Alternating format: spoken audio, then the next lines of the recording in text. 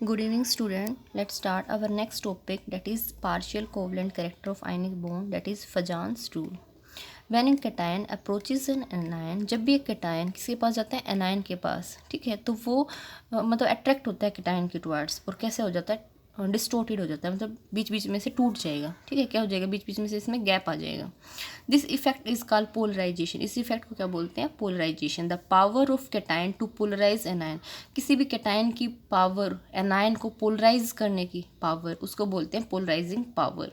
क्या फैक्टर होते हैं जो इसको अफेक्ट करते हैं. पहले small size of cation. Cation का साइज क्या होना चाहिए, छोटा होना चाहिए, और एनायन का साइज कैसा होना चाहिए, बड़ा होना चाहिए, ठीक है. उसके बाद है electronic configuration of cation. Pseudo जो नोबल गैसेस कन्फिग्रेशन होते हैं उनकी पोलराइजिंग पावर ज़्यादा होती है. नेक्स्ट टॉपिक हमारा हाइब्रिडाइजेशन. इसमें क्या होता है, mixing of atomic orbital belonging to same atom. एक ही एटम के एटॉमिक ऑर्बिटल आपस में मिक्स हो जाते हैं जिनकी लगभग थोड़ी सी एनर्जी में डिफरेंस होता है. तो so redistribution of energy take place between them. उनके बीच में दोबारा से एनर्जी में डिस्ट्रीब्यूशन होता है और उसकी वजह से नए ऑर्बिटल्स बनते हैं इक्वल एनर्जी के और एक जैसे, ठीक है.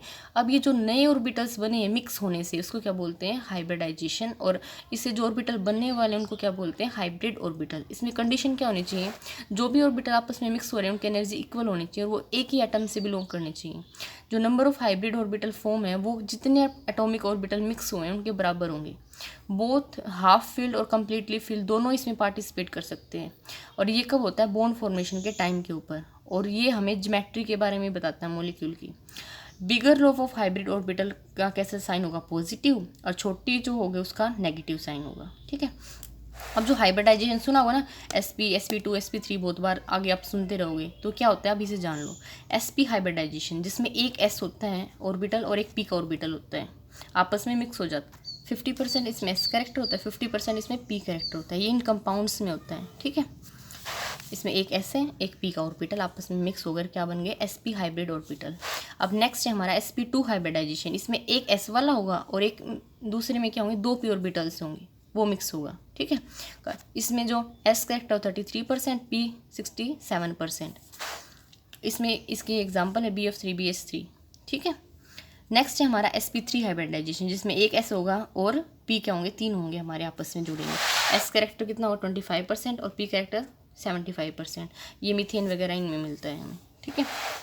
Predicting hybridisation of central atom and shape of the simple molecule. मतलब सेंट्रल एटम की हाइब्रिडाइजेशन बता के हम उस मॉलिक्यूल की शेप के बारे में बता सकते हैं. तो ये जो x होता है, ठीक है, s हमारा क्या है, x से नंबर ऑफ हाइब्रिड ऑर्बिटल्स, ये किसके बराबर, हम इसको कैसे निकाल सकते हैं.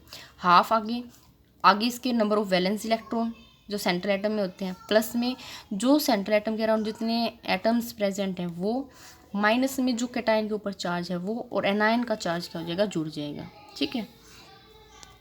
अगर x की वैल्यू 2 है तो sp, 3 है तो sp2, 4 है तो sp3, 5 है तो sp3d, 6 है तो sp3d2, 7 है तो sp3. ये आपको याद करना पड़ेगा. ये कुछ एक एग्जांपल समझा रखे हैं. जैसे CO2 है, x इसमें नंबर ऑफ हाइब्रिड ऑर्बिटल निकालने में हाइब्रिडाइजेशन क्या होगी, शेप क्या होगी. तो x निकालने के लिए हाफ आगे, फिर वैलेंस इलेक्ट्रॉन, फिर इसके सराउंडिंग में कितने हमारे हैं वो कोई नहीं है, ठीक है. माइनस में ये क्या है हमारा, ठीक है. इसमें देखेंगे बेटा हम, जैसे CO2 में x is equal to half valence electron, minus में जो सेंट्रल एटम है इसमें O2 कैंसिल आउट हो जाता है तो हम इसलिए जीरो ले लेते हैं इसमें, ठीक है. कोई चार्ज नहीं है इस पर, ना कैटायन पे ना एनायन पे, तो इसकी हाइब्रिडाइजेशन क्या हो जाएगी, sp और हाइब्रिड ऑर्बिटल जीरो. और sp हाइब्रिडाइजेशन में शेप हमेशा कैसी होती है, लीनियर. नेक्स्ट BF3 में देखो ध्यान से, x is equal to half of, ये स्टार्टिंग में कितने आएंगे, वैलेंस इलेक्ट्रॉन, इसका 5 होता है ना एटॉमिक नंबर बोरोन का, तो 2 और 3 ऐसे लिखा जाएगा. 3 वैलेंस इलेक्ट्रॉन है तो 3 लिख दिया. बोन साथ में कितने जुड़े हुए हैं, 3, तो 3 लिख दिया. चार्ज कोई नहीं है तो 0 0 आ गया, और इजिकल टू 3. इसके लिए sp2 तो ट्राइगोनल प्लानर, लोन पेयर कोई है नहीं. ये शेप हमने वैलेंस बॉन्ड थ्योरी में भी की थी ना. ऐसे ही नेक्स्ट में एक्स सिलिकॉन में क्या आता है, वैलेंस इलेक्ट्रॉन कितने होते हैं, 4, बॉन्डिंग में कितने हैं, 4. तो इस हिसाब से ये सारी पूरी टेबल आपको करनी है. नेक्स्ट है हमारा कोऑर्डिनेट या डेटिव बॉन्ड.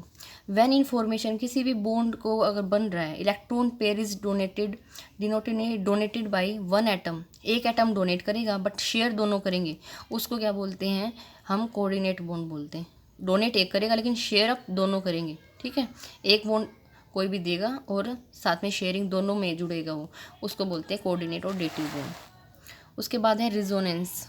रिजोनेंस क्या होता है, एक इन सर्टेन मॉलिक्यूल, एक किसी कोई मॉलिक्यूल है, इसमें जो लेविस स्ट्रक्चर हम बनाते हैं ना, तो एक सिंगल लेविस स्ट्रक्चर उसकी सारी प्रॉपर्टीज़ के बारे में नहीं बता सकता, तो इसलिए हम उसमें ना कई स्ट्रक्चर ड्रॉ करते हैं। कोई स्ट्रक्चर किसी प्रॉपर्टी को एक्सप्लेन करेगा, कोई किसी को एक्सप्लेन करेगा, तो सारे मिलकर सारी प्रॉपर्टी बता पाएंगे उस मॉलिक्यूल की। तो ये इतने सारे जो स्ट्रक्चर्स बनाते हैं ना, ये इसको हम रेजोनेटिक स्ट्रक्चर बोलते हैं। फिनोमिना क्या होता है, resonance.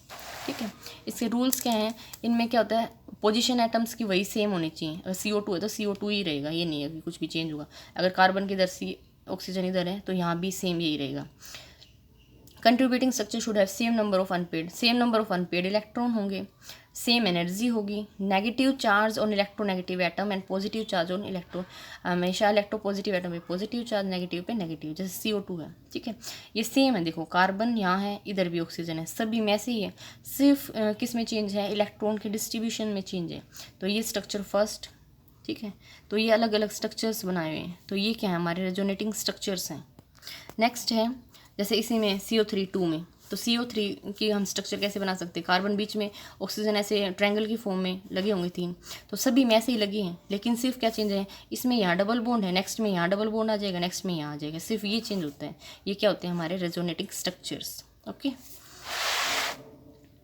Next one, resonance energy क्या होती है, the difference of in energy of hybrid, जो भी इनमें डिफरेंस होता है और जो मोस्ट स्टेबल कंट्रीब्यूटिंग स्ट्रक्चर होता है is called is resonance energy. किस किस में डिफरेंस, किस किस की एनर्जी में, एक तो रिजोनेंस हाइब्रिड ऑर्बिटल है वो, और जो मोस्ट स्टेबल है उनके बीच में एनर्जी के बीच में जो डिफरेंस होगा, इसको रिजोनेंस एनर्जी बोलेंगे। ठीक है, जितनी ज़्यादा वो एनर्जी होगी उतनी ज़्यादा स्टेबिलिटी होगी। ठीक है, जितने ज़्यादा स्ट्रक्चर बने उतनी ज़्यादा स्टेबिलिटी होगी। आया समझे, ये बेंजीन का रेजोनेटिंग स्ट्रक्चर है, ये 3 बॉन्ड्स होते हैं बेंजीन, सबको पता है, तो ये कहीं भी हो सकते हैं, यहाँ से स्टार्ट होके भी हो सकते हैं, सिर्फ क्या होगा, एक अल्टरनेट बीच में छोड़ के एक होना चाहिए, एक छोड़ के एक बॉन्ड बनेगा, ऐसे भी बन सकता है, ऐसे भी बन सकता है, कैसे बना सकते हैं।